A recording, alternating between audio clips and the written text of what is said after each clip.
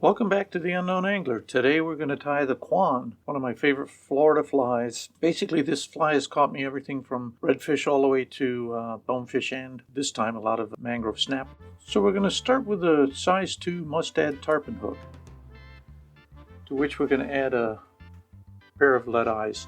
Depending on the size of the hook you use, will change a little bit, not the actual materials, but the amount of materials you use on the hook. So secure your lead eyes to the hook, and most of the time I extend the thread well into the hook bend and then bring it back a little bit just to give it a little extra color underneath. I coat that with a little UV epoxy. This allows it to be a little more robust than just leaving it threadbare.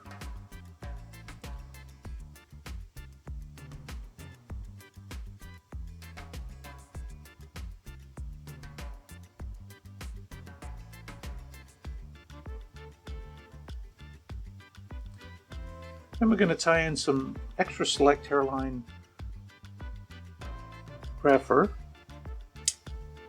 Now I cut my craft fur into almost 2-inch squares. So this is basically what comes off of a 2-inch square, the longer fibers. And I try to go about 2.5 to 3 times the hook shank for the length of the actual tail on this. I've seen guys tie them a lot longer. I've seen people tie them a lot shorter, but for the most part, I like 2.5 to 3 times the hook shank length. By the way, I'm using very short hook shanks on these. This is the tarpon mustad tarpon fly hook shank, and it's 1X hook shank. To that, we'll add a little crystal flash.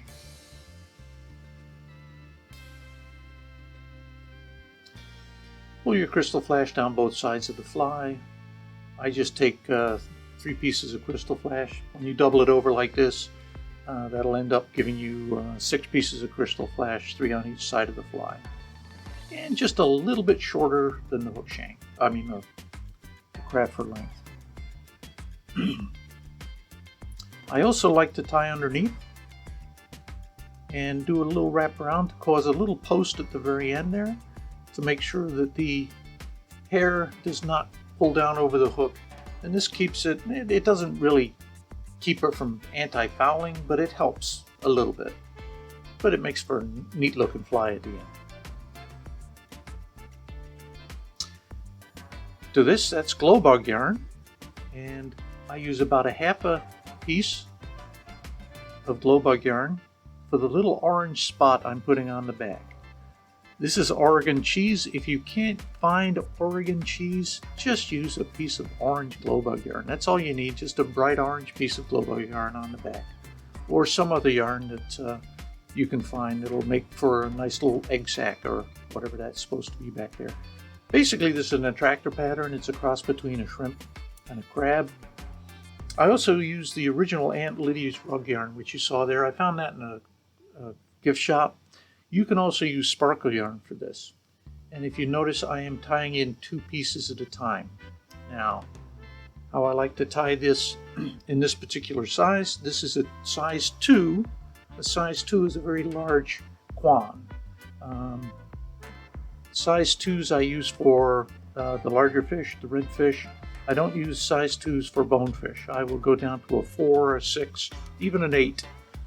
And with the size 2, I like to use 2 pieces of yarn at a time.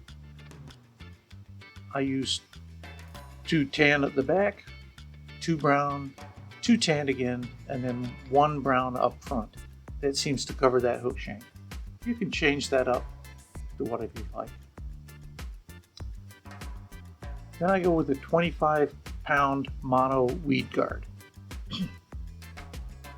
Chances are you're going to be fishing this over turtle grass or into some obstructions. So, because of the type of the fish you're going after. If you're going after reds or mangrove snappers or bonefish, you're going to be fishing in places where you're going to need a weed guard.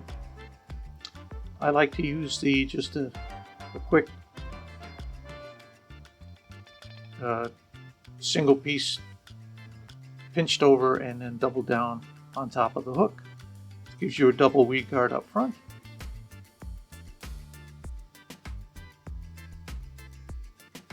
I like to secure the eyes then and the weed guard with a little UV epoxy.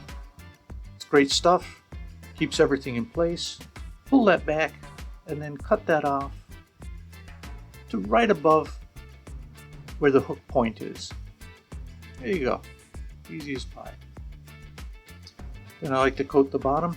Used to be in the old days you'd coat the bottom with the instant glue. It smells. UV epoxy I think is a lot better. It doesn't smell as much, and it certainly you don't have to wait for anything to dry. Pull both sides out, cut them evenly across. This allows you to get a better crab shape. And then I like to use an eyebrow brush to brush everything out. Just brush the heck out of it.